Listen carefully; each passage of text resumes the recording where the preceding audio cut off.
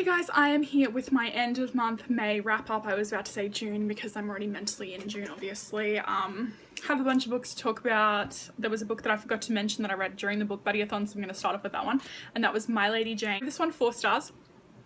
I did like it. Have we all heard about it? Probably. It is like a reimagining of the fate of Lady Jane Grey, who was the 9-day queen of England. There are things to do with these magical creatures called, I think they're called Ethians, and it's cute. It's sort of like, people compare it to The Princess Bride. I've actually never seen The Princess Bride, nor ever read the book. I'm promised that I'm going to eventually do 2 of those things at some point during my life. That's as much of a commitment as I can give to you. Next up, I read Marlene Art by Julie Bunting. It's kind of told in 2 timelines. It's the summer where this girl met Marlena, and we know that immediately at the start of the story that Marlena is dead. And it's sort of the circumstances leading up to her death and partying, and they live in this sort of like rural place, and Marlene is involved in drugs and drinking, and they're sneaking out, and it's all of that. And then it kind of cuts back to modern day and how the death of Marlena affected this girl 20 years ago. I did give it 3 stars. Types of books, you know, where it's like the grown-up looking back on her youth and all of the things that she did wrong, the misadventure. They all sort of have the same thing. I would recommend it if that's something that you would probably be interested in. I know that a couple of my viewers like those sorts of books. I mean, like, I know that Lisa's probably like, oh shit, now I've got to buy that. So yeah, it was a good read. I mean, it was a quick read. I had knocked it over in a couple of hours. And yeah, if you've read it, let me know what you think of it, because I think that we could probably chat about it as well. The next book is the first Elise Cover book that I have not given 5 stars to, and it pains me to say that, but I read The Farmer's War and I gave it 4 stars. I gave it 4 stars because I didn't particularly like the 2 characters that it centers around. I listened to an audiobook from my Overdrive app, and that was The Bad Beginning by Lemony Snicket. I am planning on listening to all of these books via audio. I've read the first 3 books probably like 4 times because I had a big bind up. I think that I actually unhauled it in one of my videos a while back. In terms of audiobooks, these are really good. They're super like atmospheric. There's a huge cast of characters with the noises of things going on in the background. It's just awesome. Unfortunately, because the show has been on Netflix, I wouldn't say that it's popular. It was kind of panned by critics, but that's neither here nor there. That's not my job to tell you about that sort of stuff. There's like a huge waiting list for all of the books. I was just really lucky that I happened to get The Bad Beginning somehow because no one was listening to it, but I think that I'm like maybe 4th in line for the second book, which is The Reptile Room. So even though I have read it before, I do want to listen to it on audio because they have all of the audiobooks on Overdrive, and I just think that it's a really good way to read them, even though they are quite short, and I could probably read like 2 a day, but I want to listen to them, you know what I mean, Jelly Bean? Next book, this really pains me to say this, but I only gave it 3 stars. It was one of my releases for this month, and that is The Love Interest. This book really could have benefited from being a duology, in my opinion. I just don't think that there was enough time for us to believe any of what was happening in the story. The way that it ended, I just thought that was ridiculous. There wasn't enough of an explanation about how these things worked either. It's a story of Caden. Caden is our narrator. He is a nice, and he is competing against a bad named Dylan, who calls himself Dill, which immediately makes me think of the Rugrats, you know, Tommy's little brother Dill.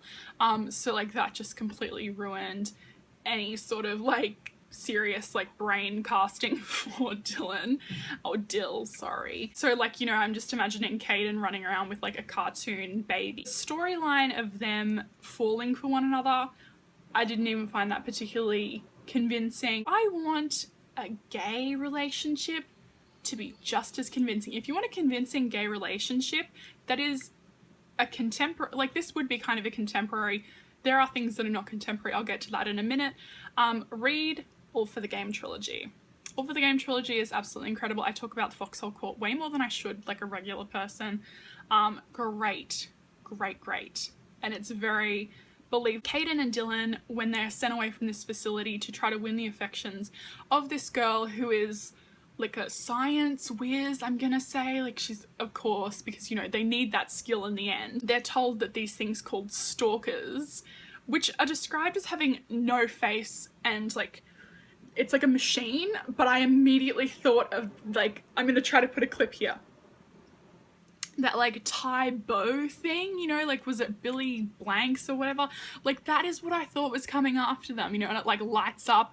Man, it was not good for visuals. It was not good for visuals. So unhappy that this book, it really had a chance to be great and just wasn't. Like the ending just felt very rushed.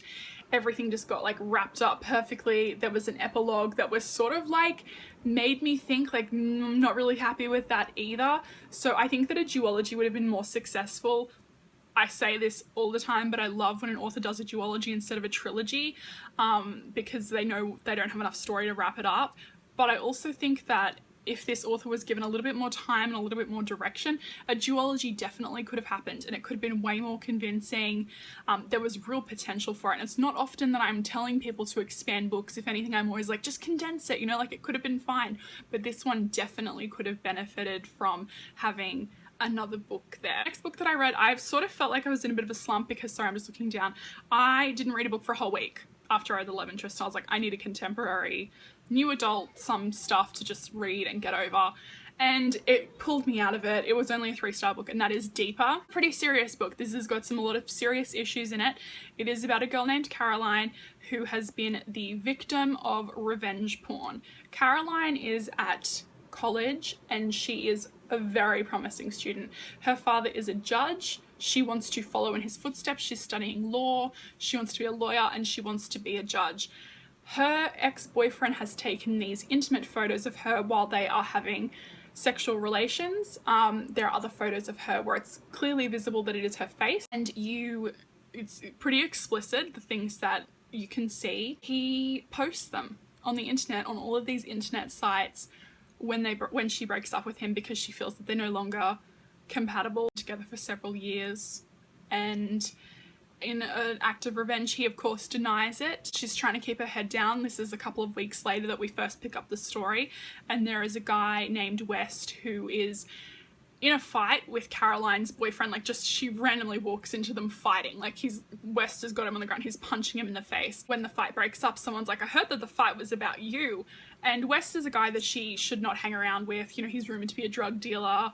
He is like the bad kid. About their relationship and their interactions with that, because the way that that is dealt with, I think, is very, very realistic. She is suffering from a lot of stress from it. It's not specifically stated that she has any sort of anxiety attacks or anything like that, but there is a constant voice in her head where she has been on these websites and she has seen what men are saying about her to these photos, you know, and some of it is pretty hardcore stuff. Like, I've told some of my friends to not read this book just because I know that the language won't particularly sit well with them. I really like the message that it sends, especially towards the end. Caroline really takes control of her life. There is a second book that I do need to read, but I love the character progression of Caroline, and she is just a strong character and she's not going to take any shit from anyone, and West is definitely to thank for that. Next two books I just grabbed off my Overdrive app. They are novellas from the Dorothy Must Die universe. I skipped ahead. I was only up to novella 3 maybe, or 4. I think it may be 3 because I read I read the third one the day after I read the first one. The first one that I read was Dark Side of the Rainbow. This is novella number 7, and this is Polychrome. Polychrome is like the queen of Rainbow Falls, I think, which was a holiday destination in Oz before Dorothy's big takeover, blah blah blah blah blah. Polychrome was my favorite character in the Dorothy Must Die series. I was gonna say trilogy, but it got extended. And I just loved her. She was sort of like a hippie, like whatever, you know, just like hanging out. She was a bit of a badass towards the end of it, obviously, because she had to be. She was defending Rainbow Falls from Dorothy. But I liked her novella. I would say that I gave this one a 3.5. I rounded up to 4 on Goodreads. My Goodreads is down below if you want to add me and we can be friends and you can see everything that I'm reading. I liked Polychrome the best, so, you know, I wanted to read her novella in order to make me want to continue on with reading all these freaking novellas, because they are all available on Overdrive app. So I just figured I should just read them, you know, like, you know what I'm like. I can't give up on things, guys. It's terrible. And then the last book that I read this month, I read on the 29th, and I'm probably not going to read anything else this month because I've got Netflix to watch, and that is The Wizard Returns. I hate the wizard character. I hate a lot of these characters. Like, that's probably my problem with the novellas, is just that I just, like, don't care. I don't care about any of the other characters, and I'm like, yeah, whatever. Fine, you know, you do you, boo. But I gave The Wizard Returns a 2.5. Everything's sort of around the 3-star mark in the Dorothy Must Die universe for me. If you've read any of the Dorothy Must Die books on the novellas, like there's literally 9 novellas. It is nuts. Like I wouldn't even suggest buying these, guys. Like if you have the Overdrive app and you can get them off there, because like these novellas are full on, like maybe like $5 each. Like I think that I got the first one for free, like it was free on iBook a while ago, maybe when the 3rd book came out, and I just like, I'm constantly trolling iBook for free good books. So yeah, that was the thing that was happening there. So I would suggest just getting them off Overdrive if you can. If someone's got a bind up of them, do that. But yeah, I wouldn't spend like actual money on them unless you really, really love them. This video was long. This was a weird angle. My hair's crazy. My makeup's crazy. I just filmed another video. So there's that. Let me know what your favorite read of the month was. My voice is going to. Oh my gosh, how am I going to yell at my kids and my husband now? I'm not going to be able to. All right, I love you all. I hope that you have an amazing day wherever you are in the world. Lots of love, hugs, and kisses. Mwah! Bye.